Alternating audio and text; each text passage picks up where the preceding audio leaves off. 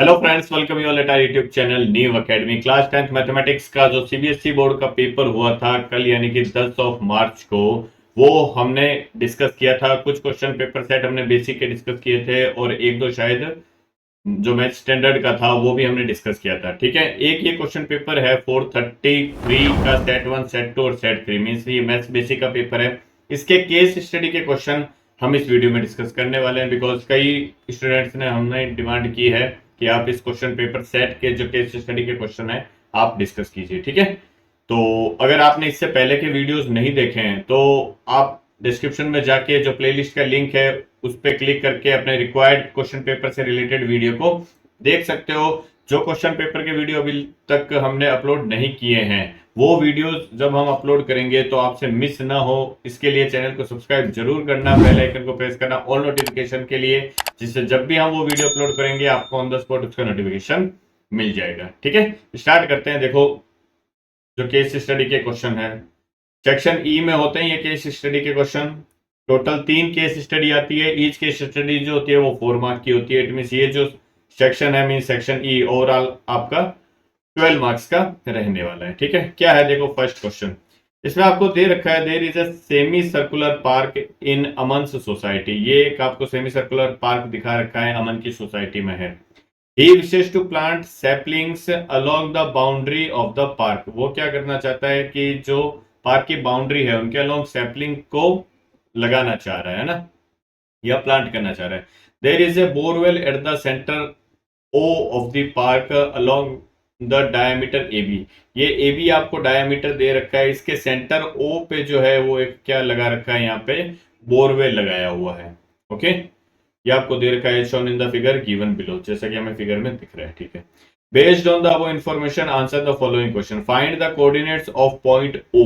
हमें पॉइंट ओ के coordinate find out करने। तो पॉइंट ओ क्या है, ए बी डायमीटर है तो पॉइंट ओ उसका सेंटर है, और सेंटर जो होता है वो डायमीटर क्या क्या होता है बेटा, मिड पॉइंट होता है। तो अगर आपके पास में 2 पॉइंट के कोऑर्डिनेट हैं ए और बी के, तो मुझे ए बी का अगर मिड पॉइंट फाइंड आउट करना होता है तो मिड पॉइंट का फॉर्मूला होता है बेटा x1 plus x2/2 comma y1 plus y2/2। यही तो होता है। एक सेकंड में देखो यहां लिख देता हूं। जो पॉइंट O होगा उसके कोऑर्डिनेट क्या होंगे बेटा, x1 plus x2/2 comma y1 plus y2/2, जहां x1 y1 हो जाएंगे A के कोऑर्डिनेट और x2 y2 हो जाएंगे बेटा B के कोऑर्डिनेट। ठीक है, अब x1 क्या है यहाँ पे देखो, अगर मैं पॉइंट O फाइंड आउट करना चाहूँ तो x1 जो है वो है यहाँ पे 2 प्लस x2 क्या है 22 है आई थिंक, तो ये 22 आ गया, डिवाइड बाई 2 आ जाएगा। कॉमा y1 क्या है 3 है, प्लस y2 क्या है y2 भी 3 है। इट मीन्स ये जो लाइन है AB ये x एक्सिस के क्या है, परपेंडिकुलर लाइन है। या मैं कह सकता हूं कि इस पॉइंट के लिए y कोऑर्डिनेट देखो कांस्टेंट है, तो ये जो AB है वो parallel to x axis line है, सिर्फ x कोऑर्डिनेट चेंज हो रहा है, y की वैल्यू क्या है कांस्टेंट है। ठीक है ना, तो ये क्या हो जाएगा 3 प्लस 3 डिवाइड बाय 2।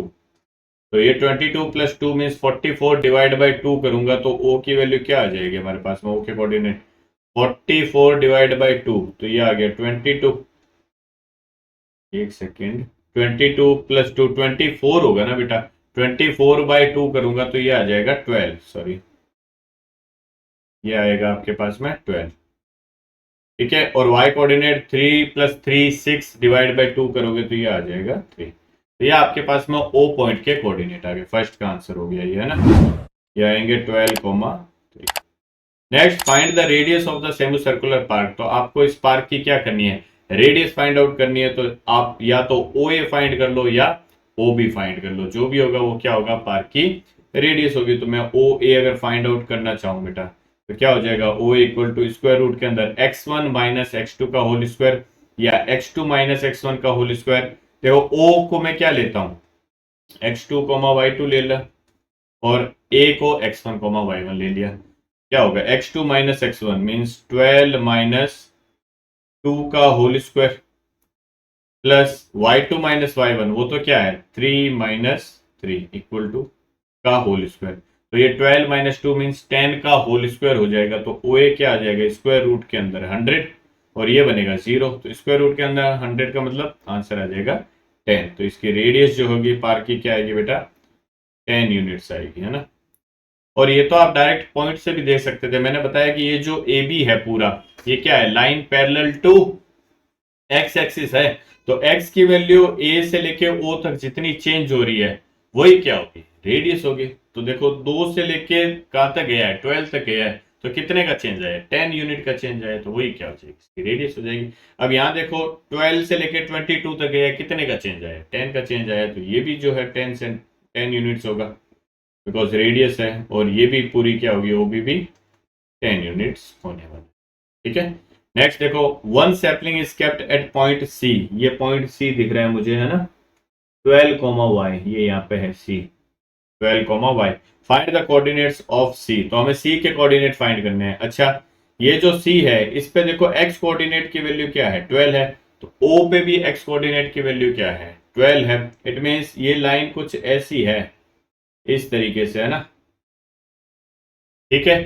तो ये जो लाइन है उस लाइन पर सिर्फ y की वैल्यू चेंज होगी, x तो कांस्टेंट रहेगा, ठीक है। यहां 12 है, यहां पे भी 12 है, y चेंज होगा कितना, जितनी ये इस सेमी सर्कल की रेडियस है। तो सेमी सर्कल की रेडियस 10 यूनिट्स है, तो ये 3 से लेके 10 क्या हो जाएगा, बढ़ जाएगा। तो कितना आ जाएगा, ये 3 से 10 बढ़ाओगे तो ये y की वैल्यू आ जाएगी 13, ओके। अदरवाइज आप क्या कर सकते हो, देखो ओसी क्या है बेटा, रेडियस है ना, तो रेडियस जो है आपको पता है 10 यूनिट्स के इक्वल है। It means radius is equal to 10 दे रखा है, तो रेडियस के लिए मैं ये डिस्टेंस फॉर्मूला अप्लाई कर सकता हूँ। क्या हो जाएगा, देखो 12 माइनस 12 का whole square, x1 minus x2 का होल स्क्वायर, या x2 माइनस x1 का होल स्क्वायर, प्लस में क्या हो जाएगा, y माइनस ओ का y2 हो जाएगा 3 का होल स्क्वायर, इक्वल टू ये आ जाएगा 10, ठीक है। स्क्वायर ओपन करता हूँ, ये देखो ये तो 12 माइनस 12 कितना हो गया, 0 हो गया। प्लस में क्या आ जाएगा, दोनों तरफ देखो स्क्वायर कर देता हूं, तो सामने क्या आ जाएगा, देखो y माइनस 3 का होल स्क्वायर इक्वल टू 10 का होल स्क्वायर, ये आ गया।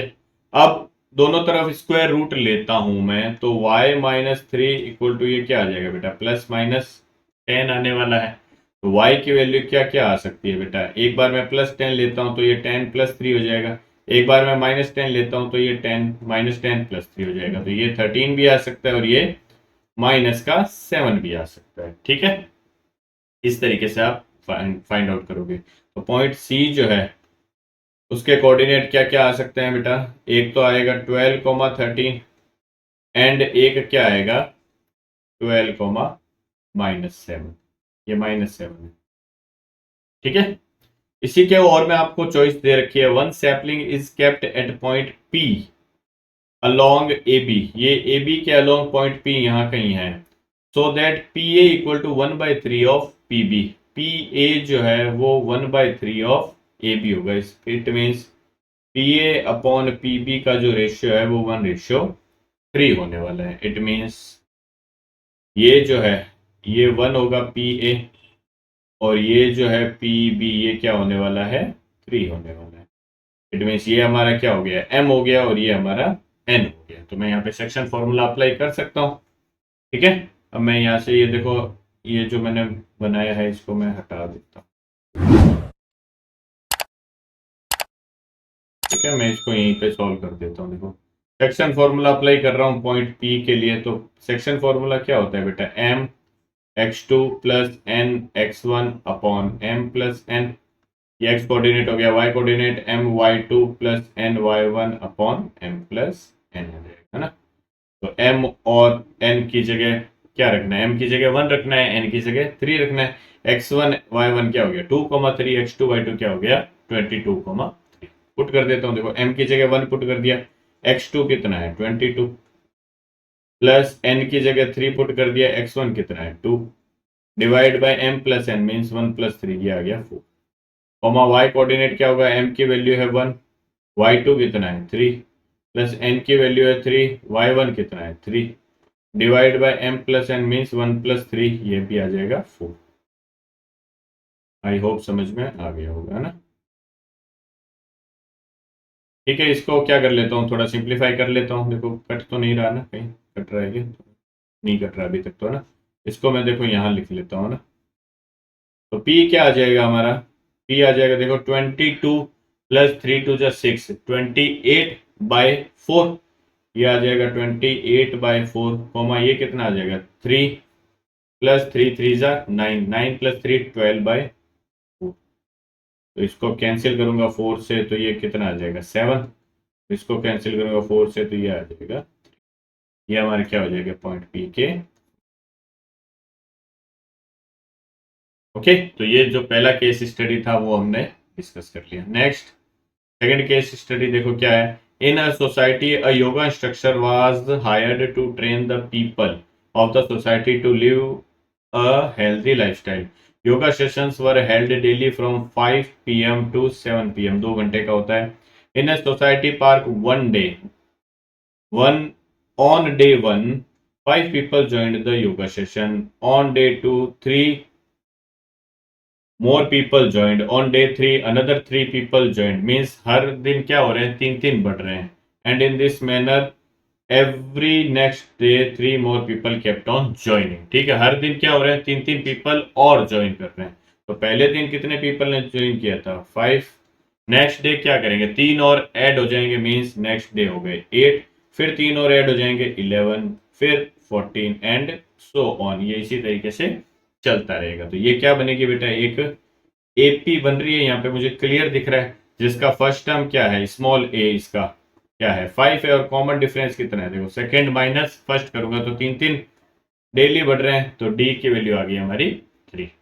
अब देखते हैं क्वेश्चन क्या दे रखे हैं। Based on the following given information on the following on which day did 59 people join the yoga session. देखो फर्स्ट डे क्या है 5 है, सेकेंड डे 8 है, थर्ड डे क्या है 11 है, फोर्थ डे 14 है। तो हमें बताना है कि 59th डे 59 पीपल जो है वो कौन से दिन आएंगे।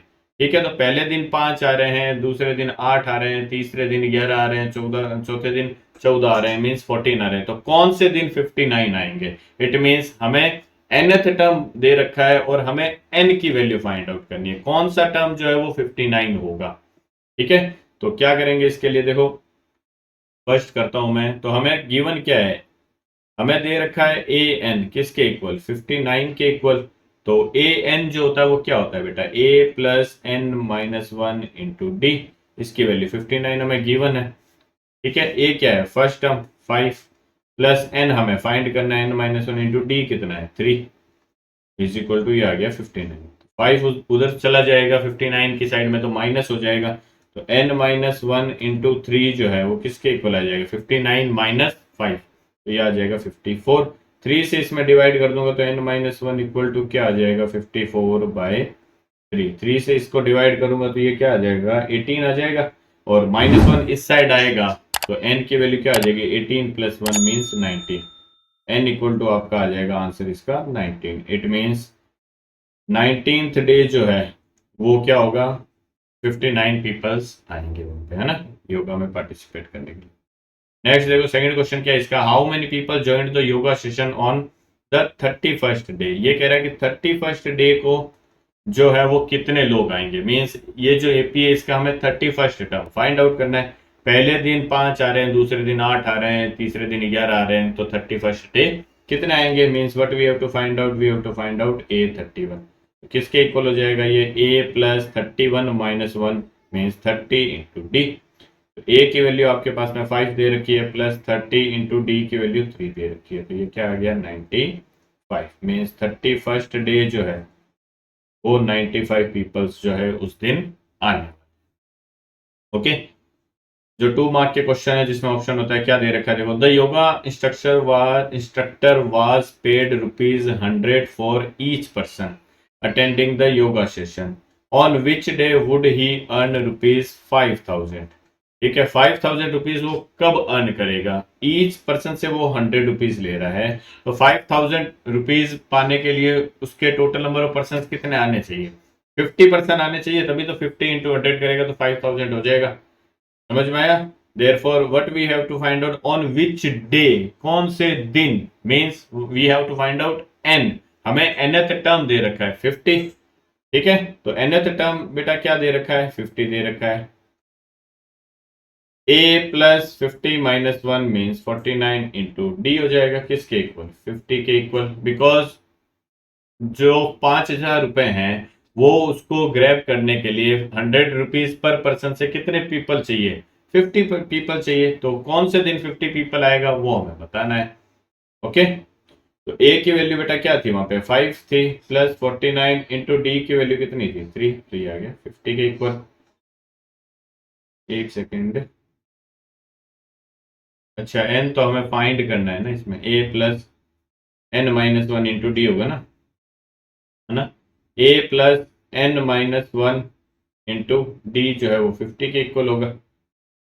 ए की value 5 plus N minus 1 into D की वैल्यू क्या होती है बेटा 3 इक्वल टू 50 हो जाएगा। 5 उस साइड पे चला जाएगा, ठीक कर रहे हैं ना। On which day would he earn rupees 50,000, तो 50% उसको चाहिए, मीन्स एन की nth वैल्यू जो दे रखी है वो 50 दे रखी है, तो हमें एन फाइंड आउट करना है ना। तो ये क्या हो जाएगा 3 times of N minus 1 equal to 50 minus 5 means 45 हो गया। 3 से ये कैंसिल हो जाएगा, 15 आ जाएगा, तो एन की वैल्यू यहाँ से क्या आ जाएगी 15 प्लस 1 16। ओके, तो यहाँ जो डे आएगा वो कौन सा आएगा फिर 16th डे आ जाएगा। Next, what was the total amount earned by the yoga instructor in 16 days. वो कह रहा है 16 डेज में टोटल कितने वो पैसे जो है वो अर्न करेगा। तो पहले दिन कितने पर्सन आ रहे हैं बेटा 5 आ रहे हैं, दूसरे दिन 8 आ रहे हैं, फिर 11 आ रहे हैं, फिर 14 आ रहे हैं, ऐसे ऐसे चलता चलता। तो मैं ये पहले पता कर ला हूं, तो पता कर लेता हूं कि 16 डेज में टोटल कितने लोगों ने जो है वो योगा क्लासेस ली है। इट मीन्स 16 टर्म्स का मुझे क्या करना है, सम फाइंड आउट करना है, और फिर जो भी आएगा वो टोटल नंबर ऑफ पर्सन आ जाएंगे जो योगा ले रहे हैं। ईच पर्सन से जो वो क्या कर रहा है 100 रुपीज चार्ज कर रहा है, तो मैं 100 से उसको मल्टीप्लाई कर दूंगा, है ना। तो ये जो एपी है इसका मुझे क्या करना है 16 टर्म्स का सम फाइंड करना है, ठीक है। तो S16 इक्वल टू क्या हो जाएगा n/2 means 16/2 into 2 of A plus n minus 1 mean 16 minus 1 15 into D कितना है इसका 3 है।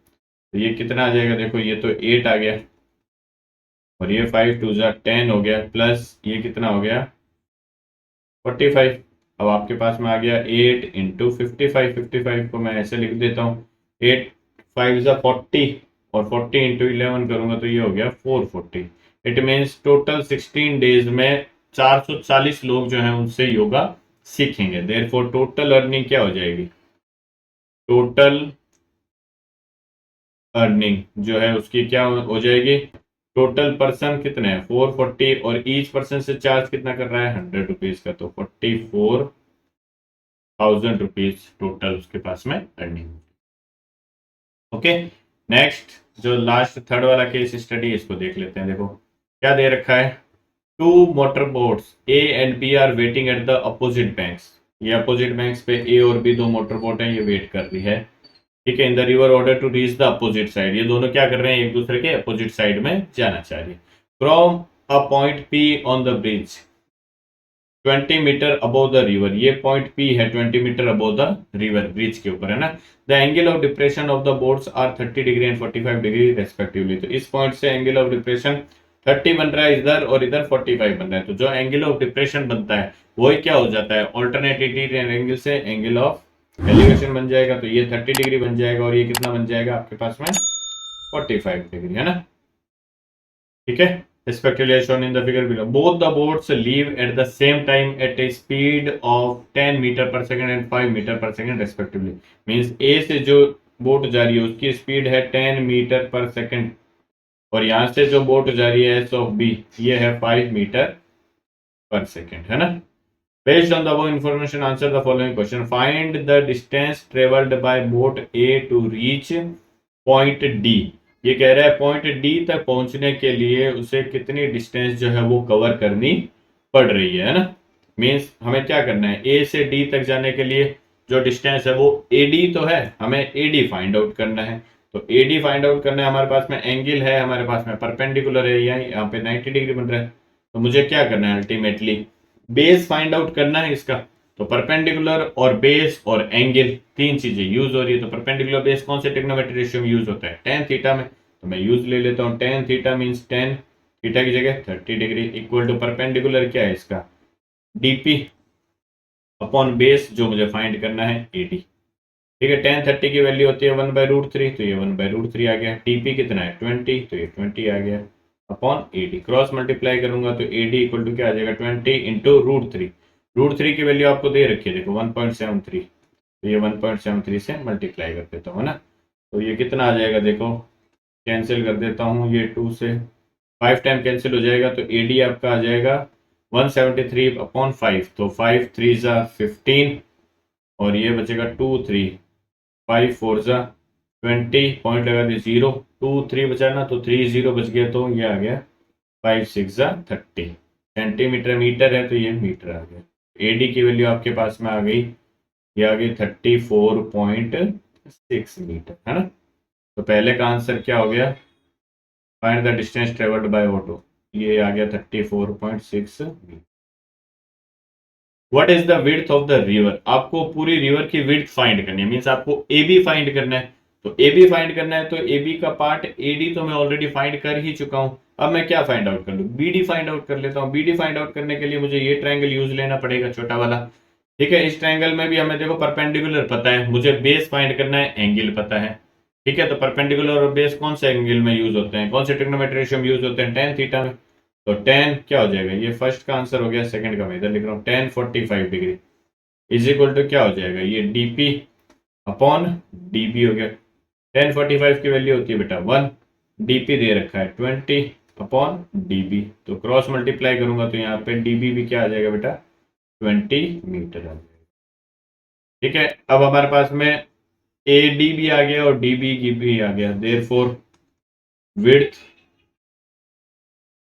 क्या होगी, टोटल AB हो जाएगी और वो किसके इक्वल होगी, AD प्लस DB के इक्वल। AD कितना है हमारे पास में 34.6 प्लस DB कितना है 20, तो ये आ जाएगा 54.6 मीटर, ये विड्थ ऑफ द रिवर आ जाएगी आपकी। ठीक है, नेक्स्ट क्वेश्चन थर्ड क्या दे रखा है देखो, which boat will reach point D first and how much earlier than the other boat. अच्छा, ये जो ए पे बोट है ये 10 मीटर पर सेकंड से जा रही है, ये जो है वो 5 मीटर पर सेकंड से जा रही है। ये डिस्टेंस हमने पता कर ली थी, ये 20 मीटर है और ये वाली कितनी थी 34.6 था ना।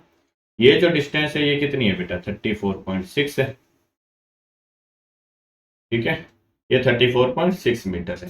तो हमें ये बताना है कि ए और बी से जो बोट निकल रही है उनमें से कौन सी बोट जो है वो डी पे पहले पहुंचेगी। तो डी पे पहले पहुंचेगी मीन्स हमें टाइम फाइंड आउट करना है। ठीक है, तो सपोज फर्स्ट बोट का जो टाइम है वो टी ऑफ ए ले लेता हूं मैं। तो टाइम इक्वल टू क्या हो जाता है, speed equal to distance upon time होता है। तो टाइम को इधर भेज देता हूँ, स्पीड को नीचे ले आता हूँ, तो time taken by A is equal to क्या हो जाएगा distance upon speed of A, और डिस्टेंस इसकी कितनी है एडी है, तो मैं इसको एडी लिख देता हूँ। आई होप समझ में आ गया होगा, है ना। तो ये क्या हो जाएगा, एडी कितना है बेटा 34.6 अपॉन स्पीड ऑफ ए कितना है, ये है 10, तो इसको टोटल कितना टाइम लगेगा डी तक पहुंचने पे 3.46 second. Okay, similarly time taken by B अगर मैं फाइंड आउट करता हूं तो इसकी डिस्टेंस कितनी है बेटा बी डी है, अपॉन इसका टाइम टेकन जो स्पीड है सॉरी वो क्या है 5 है, तो बी डी की वैल्यू कितनी है 20 अपॉन ये आ जाएगा 5, तो इसको कितना लगने वाला है 4 सेकंड लगने वाला है। तो कौन सी वाली बोट जो है वो डी पे पहले पहुंचेगी, जो ए से निकल रही है। ठीक है, और कितना पहले पहुंचेगी, ये देखो आप 4 सेकंड डिफरेंस इन टाइम जो आएगा, डिफरेंस इन टाइम क्या आ जाएगा टी ऑफ बी मीन्स जो बी को टाइम लग रहा है माइनस ए को जो टाइम लग रहा है, तो 4 माइनस 3.46, तो ये आ जाएगा 0.54 सेकेंड के इक्वल। तो ये इस क्वेश्चन का आपका आंसर हो जाएगा।